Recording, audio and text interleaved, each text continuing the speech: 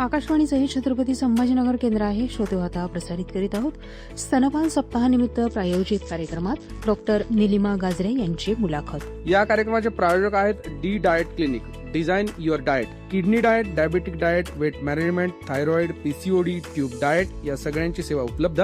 D diet clinic, Chetak घोडा, Jawahar colony, Chhatrapati Sambhajinagar. संपर्क 9270240611.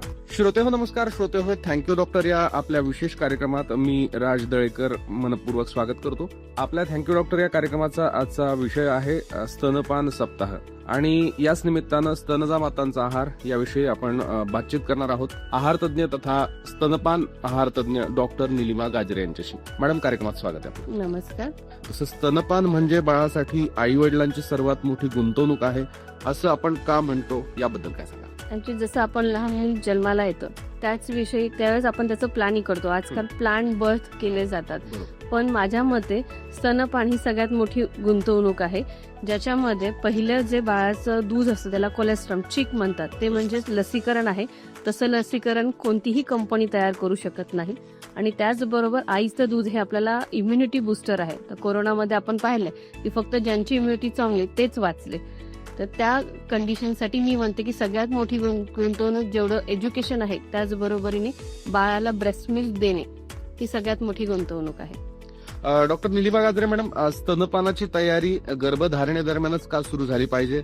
Lactation education किती महत्वाचं आहे, याबद्दल आमच्या श्रोत्यांना आपण काय सांगाल?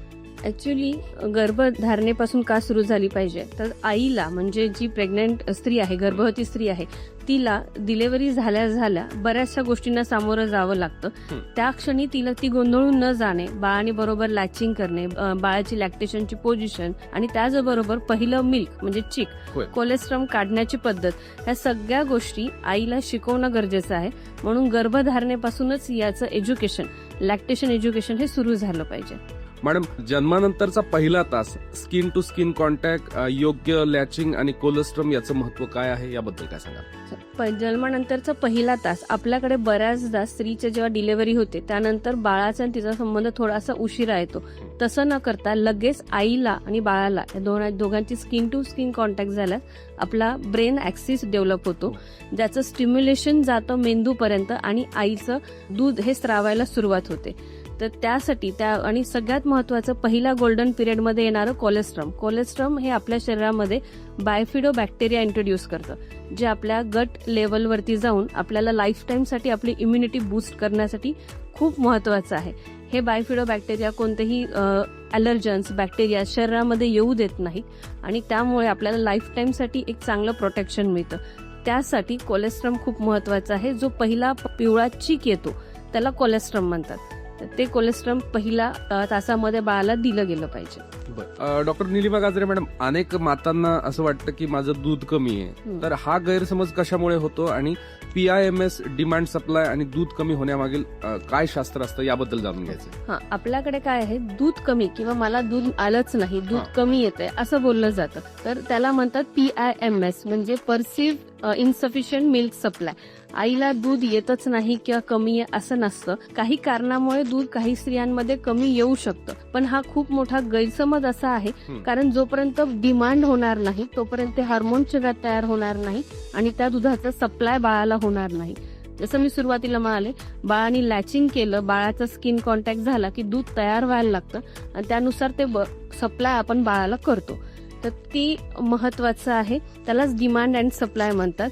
परसिव्ह म्हणजे आपण त्याला परसिव्ह केलेलं आहे. कोणत्याही आईला दूध कमी नसतं. जसं एक खूप सुंदर ह्याच्यामध्ये सांगितलेलं आहे की आई हाच आईच्या दुधाला पर्याय आहे. त्यामुळे निसर्गानेच बरोबर आईला दूध तयार करण्याची कॅपॅसिटी दिली आहे. जर आईला एक मूल असेल तर तिला तेवढंच दूध येतं. जर आईला जुळे असतील, ट्विन्स असतील, तर दोन्ही मुलांना पुरेल एवढं दूध आईला तयार होतं. त्यामुळे देवाने ही बरोबर नैसर्गिक शक्ती स्त्रीमध्ये दिलेली आहे. डॉक्टर निलिमा मॅडम, स्तनपानाबद्दलचे प्रमुख गैरसमज कोणते आहेत, ज्याच्यामध्ये फोर मिल्क, हिंड मिल्क, बाळाचं वजन आणि योग्य स्तनपान याबद्दल आजच्या कार्यक्रमाच्या माध्यमातून आपण स्तनदा मातांना काय सांगाल? स्तनदा मातांना मला सगळ्यात महत्वाचं हे सांगायचं आहे की सगळ्यात मोठा गैरसमज आहे की एका बाजूनी दूध देणे. स्त्रियांना सहसा एका बाजूनी दूध दिलं जातं आणि मग त्याच्यानंतर परत दुसऱ्या बाजूनी, म्हणजे आपल्या शरीरामध्ये जेव्हा दूध तयार होतं त्यावेळेस ते दोन प्रकारचं असतं, फोर मिल्क आणि हाइंड मिल्क. फोर मिल्क जे असतं ते सुरुवातीचं पाण्यासारखं असतं, ज्याच्यामध्ये वॉटर, इलेक्ट्रोलाइट्स हे घटक असतात, आणि हिंड मिल्क जे असतं ते फॅटी, सिग्नांत असतं, म्हणजे दूध असलेलं असतं. तर जेव्हा बाळाला हे दोन्ही दूध दिले जातात तेव्हा बाळाचं वजन आणि सगळ्या गोष्टी ह्या वाढीस लागतात. त्यामुळे पहिल्यांदा एका बाजूने पूर्णपणे दूध देणे आणि मग दुसऱ्या बाजूने दूध देणे हा महत्वाचा आहे. या संदर्भात मला माझी एक केस आठवते की पेशंट आले होते की बाळाला दूधही जातंय, आईला सफिशियंट दूध आहे पण बाळाचं वजन नाही वाढत आहे. तर त्यांना पेडियाट्रिशियननी सांगितलं होतं की आपण तुमच्या सगळ्या गोष्टींवरती काम करू, आहारावरती, आईच्या आहारावरती काम करू, आणि त्यानंतर आपण 8 दिवसांनी नाहीच झालं तर टॉप फीड म्हणजे वरून दूध द्यायचं का याचा विचार करूयात. पण त्या कंडिशनमध्ये माझ्या नजरेत आलं की आई 15 मिनिटं, सुरुवातीचे 10 मिनिटं या बाजूनी दूध पाजतीये, नंतर डाव्या बाजूने दूध पाजते, म्हणजे तिला फक्त फोर मिल्क मिळतंय, हँड मिल्क मिळतच नाहीये. मग त्यामुळे बाळाचं वाढच होत नाहीये. तर हा बायकांचा गैरसमज आहे.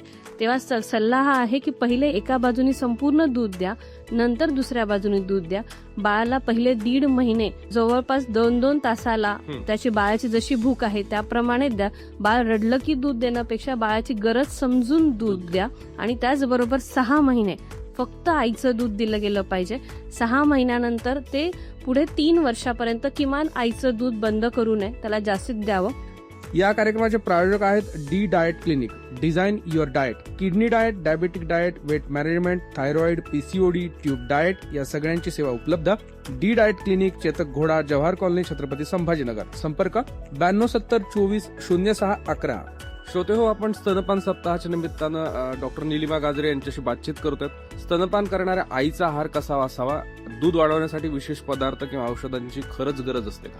हा, आता आईचा आहार सगळ्यात महत्वाचा रोल प्ले करतो या गोष्टीमध्ये, कारण आईचा आहार हा बॅलन्स मील असावा, पौष्टिक असावा, ज्याच्यामध्ये प्रोटीन आहे, कार्बोहायड्रेट्स आहेत, त्याच्यानंतर न्यूट्रियंट्स आहेत, जे सगळे पौष्टिक तत्व आहेत ते आहे, फॅट आहे.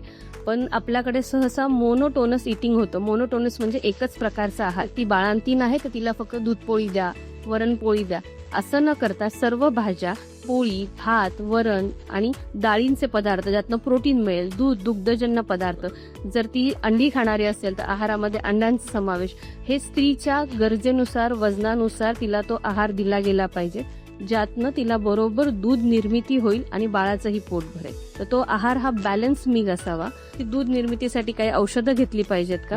तर औषधं घेण्यामध्ये जर खरंच गरज असेल तर तुमच्या डॉक्टरांना आणि तज्ज्ञांना विचारूनच औषधं घ्या. कोणीतरी परस्त्रीने घेतलेलं आहे, त्यामुळे तिचं दूध वाढलं आणि म्हणून मी पण घेते, जसं शतावरी वगैरे याचं प्रमाण खूप जास्त वाढलेलं आहे, किंवा गुगलवरती वाचून दूध वाढीसाठी हे खावे. तर असं न करता हे तज्ज्ञांचा सल्ला घेऊनच ते आहारात वाढवावं. त्याचं सगळ्यात मोठं कारण म्हणजे आपल्या शरीरामध्ये इनिबिटर्स असतात. इनिबिटर म्हणजे ते जेव्हा दूध खूप जास्त तयार होतं तेव्हा तो मेंदूला संदेश जातो की दूध जास्त झालेलं आहे, तेवढं दूध ट्रान्सफर होत नाहीये, तर आता मिल्क प्रोडक्शन रिड्यूस करा, म्हणजे दुधाचं बनण्याची प्रक्रिया स्लो करा किंवा बंद करा. आणि मग कदाचित या औषधांमुळे उलटही होऊ शकतं की तुमची दूध निर्मितीच कमी होऊ शकते. त्यामुळे सल्ल्याशिवाय ही दूध निर्मितीचे किंवा दूध वाढीचे औषधं घेऊ नयेत. डॉक्टर निलिमा मॅडम, स्तनपानामुळे बाळ आणि आई दोघांनाही कोणते अल्पकालीन आणि दीर्घकालीन आरोग्यदायी फायदे होतात असं आपण सांगाल? म्हणजे दूध हे फक्त बाळासाठीच आवश्यक असं नाहीये, तर ते आईसाठी पण तेवढंच आवश्यक आहे. जसं मी सुरुवातीला सांगितलं, बाळाची इम्युनिटी वाढते, बाळाला लाईफ टाईमसाठी ते एक वॅक्सिन म्हणून जातं, बाळाचं वजन वाढतं, वाढ होते, या सगळ्या गोष्टी तेवढ्याच महत्वाच्या आहेत जेवढं आईला ब्रेस्ट कॅन्सर सारख्या आजारांपासूनचा धोका कमी होतो.